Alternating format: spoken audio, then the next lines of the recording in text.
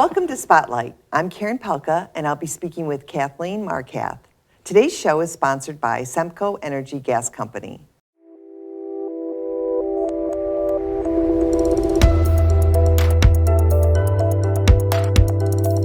Welcome, Kathleen, and you are beautiful. Thank you. So tell us a little bit about yourself. Well, I'm a grandmother, proud to be a grandmother, wonderful thing. But I worked in insurance for years, and then sign language tapped me on the shoulder. It got my attention, like, wow, this is a beautiful and powerful language. And every place I went, they were like, oh, you know sign? Like, no, I'm just copying you. And so people encouraged me to learn more sign language. So I went to school, got a 4-year degree in Deaf Community Studies. Oh. Did you go to Flint? No, I went to Madonna in Livonia. Okay. Yeah, Madonna University. And then I worked for a few years with children in schools. And then I was home with my grandson, who was 3, and he inspired the story about monster trucks. Wonderful. So my monster truck goes everywhere with me. It was inspired by your grandson. Yeah, definitely. That's wonderful. Yeah. So when you were in the schools, were you teaching ASL? I was working with students one-on-one. Okay. Mainly, they would be students that, 90% of deaf children are born to hearing families. Okay. With no experience of sign language. All right. So these children would be in that 90%. They're very profoundly hard of hearing, hearing aids and amplifiers. So sign language, and it's interesting, the first child I met in a school, first day I signed to him and he understood. Oh, so even though he didn't have sign language background. Okay. So that, indicates the brain is wired differently, which science and research shows that it is.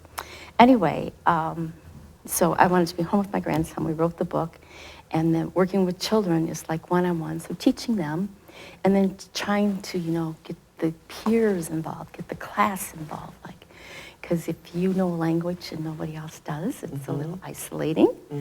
So for children who, are learning to sign, learning to communicate with a new language, it's so helpful to have the community. Absolutely, with any language, however you're communicating, it's such a beautiful language. It is. It's such, I just find it just so beautiful. So in this is your first book. You had it published, and how can people get this book, purchase this? It's available on my website at aslpicturebooks.com. Okay.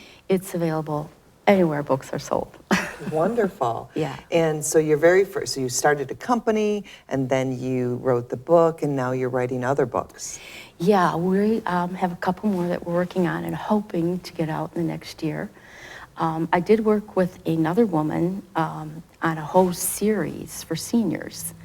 So yes, seniors sign too. Early on in an interview, it was apparent that while the language of the book is written for 3 to 8-year-olds, the book is like for every age. Yes. Yeah. Absolutely. I think some picture books are the story, the intent, the beauty of the illustration, and your message. Your message is universal. It is. And what we found out was parents and grandparents were buying it for their adult children going off to college, taking sign language. People that do for the deaf children. Isaac is a deaf illustrator. He was from Singapore, and he said, and I love every time I hear it, that when a deaf child sees a character signing in the book, their face will just light up, and it's true. So it's a blessing that way. And that was the thing that was very important to me with this book, is I didn't want a book that talked about sign language or had it in the back of the book. I wanted the characters in the book using sign language. Okay. Yeah. And is there anything else out there like that right now? There are more coming. there weren't any. Oh, right, okay, so you are progressive in this. And your Yeah. passion for Yeah. ASL and starting this. Well, a little story about that. When I was taking classes at Madonna, one semester, the whole semester was signing a book. So I'm like, oh, I'm going to be real smart and go to the library and I'll find one with sign language in it, with kids signing, and that'll be cute and fun. But there weren't any. Wow. There were I could not find one.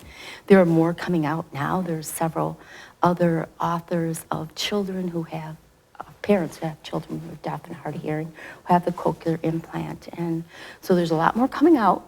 Wonderful. But it's so important for children, parents, everyone to be represented. Right, absolutely. To be acknowledged, Yes. to say you're valued, you're loved, and so is your language. That is so true. And you're, as a trailblazer, so people can go to your website, and your website again is? ASL Picture Books. ASL Picture Books. Yep. And so this is a great gift to give all ages, and I love the Yeah. idea for high school seniors. So Yeah. thank you, Kathleen, so much for... Could I also add Sure. that in the back of the book, there's a QR code. Okay. And with that QR code, you can watch 4 videos. Okay. One is voiced by Dennis Newbacher from Detroit Radio. Okay. 3 of the videos are signed in sign language by deaf women who, if they're native, and the videos will just astound you. Wonderful. And then there are several things you can download for free. We created a little alphabet chart.